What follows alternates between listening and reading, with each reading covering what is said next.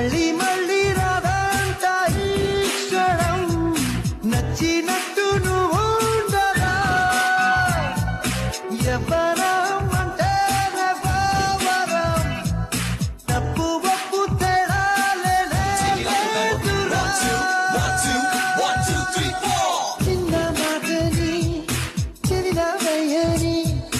నిన్ను నువ్వే నమ్ముకుంటే నింగి బంగరా విన్న మాటని తిప్పి చెప్పని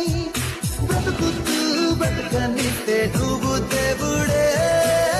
సందేహం ఏది లేదు పోయేటప్పుడు ఏది రాదు స్వేచ్ఛగా మంచిని పంచుతూ 4 రోజులు ఉన్న చాలు జన్మ ధన్యమే